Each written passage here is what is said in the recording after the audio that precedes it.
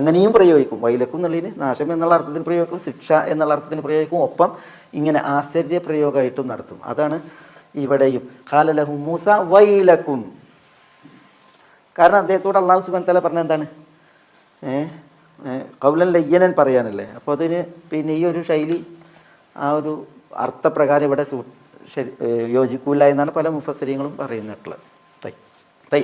ഖാലലഹു മൂസ വൈലക്കും ലാ തഫ്തറു അലല്ലാഹി കദിബ. അള്ളാഹിനെ കുറിച്ച് നിങ്ങൾ കളവ് ഉണ്ടാക്കി പറയല്ലേ. ഫയുസ്ഹിതകും ബിഅദാബ്. ഫയുസ്ഹിതകും എന്ന് പറഞ്ഞാൽ ഫയുഹ്ലികകും, അള്ളാഹു നിങ്ങളെ നശിപ്പിക്കും. ഫയുഹ്ലികകും, അങ്ങനെ നിങ്ങൾ അള്ളാഹിനെ കുറിച്ച് കളവ് കെട്ടി പറഞ്ഞാൽ അതാണ് ഫഉൽ ഫസിഹ. അങ്ങനെ പറഞ്ഞാൽ യുസ്ഹിതകും, അള്ളാഹു നിങ്ങളെ നശിപ്പിക്കും. സുഹ്ത് ഏതാണ് ഇത് വരുന്നത്? ഇവിടെ യുസ്ഹിതക്കും എന്ന ഖിറാഅത്തുണ്ട്, ഫയസ്ഹിതക്കും എന്ന ഖിറാഅത്തുണ്ട്. യുസ്ഹിതക്കും അഹ്ലു നജിദിൻ്റെയും അഹ്ലുൽ ഹിജാസിൻ്റെയും ഖിറാഅത്ത്.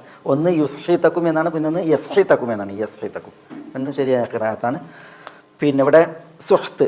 സുഹ്ത്ത് ശരിക്കും എന്തിനാ പറയാ? സുഹ്ത്ത് ഹറാമിനാണ് പറയാ അല്ലേ. അർരിശ്വത്ത് ഫിൽ ഹുക്മി കുഫ്റുൻ വഹിയ ബൈനന്നാസി സുഹ്തുൻ എന്ന ഹദീസിൽ കാണാം. അർരിശ്വ ഫിൽ ഹുക്ം, ഒരു വിധി അനുകൂലമായി കിട്ടാൻ നൽകുന്ന റിശ്വ. റിശ്വ എന്താ? കൈക്കൂലി. അത് കുഫ്റാണ് എന്ന് പറയുന്നുണ്ട്. വഹിയ ബൈനന്നാസ്, ഈ കൈക്കൂലി ജനങ്ങൾക്കിടയിൽ സുഹ്തുൻ എന്ന് പറയുന്നുണ്ട്. സുഹ്തുൻ എന്ന് പറഞ്ഞാൽ ഹറാം.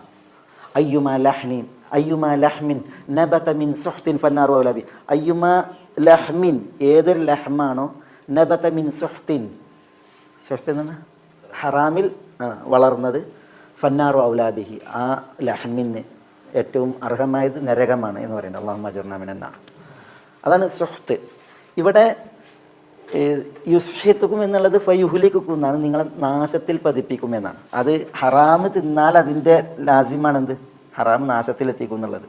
അതാണ് ഇവിടെ അർത്ഥം. ഫയുസ്ഹിത്തുക്കും ബി അദാബിൻ. അപ്പോൾ ഇവിടെ ലാ തഫ്തറു അലല്ലാഹി കദിബൻ, അങ്ങനെ അള്ളാഹിനെ കുറിച്ച് നിങ്ങൾ കളവ് കെട്ടി പറഞ്ഞാൽ യുസ്ഹിതക്കും, അത് നിങ്ങളെ നാശകർത്തത്തിൽ വീഴ്ത്തും, നശിപ്പിക്കും. അല്ലെങ്കിൽ ഫയുസ്ഹിതക്കും യുഹ്ലിക്കും, അത് നിങ്ങളെ നശിപ്പിക്കും. എങ്ങനെ? ബി അദാബിൻ, ശിക്ഷ കൊണ്ട് അത് നിങ്ങളെ നശിപ്പിക്കും.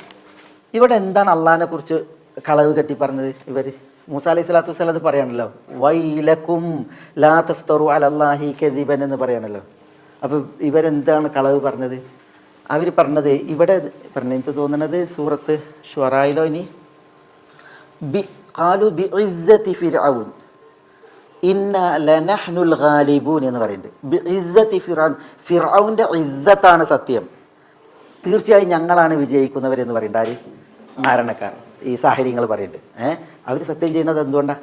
ബിഇസ്സതി ഫിർഔൻ, ഫിർഔൻ്റെ ഇസ്സത്ത് കൊണ്ടാണ്.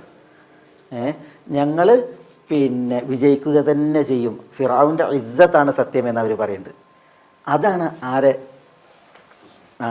മൂസ അലൈഹി സ്വലാത്തു വസ്സലാമിനെ ചോദിപ്പിച്ചത്. വൈലക്കും ലാ തഫ്തറു അലല്ലാഹി കദിബൻ ഫയുസ്ഹിതക്കും ബിഅദാബ് എന്ന് പറയും.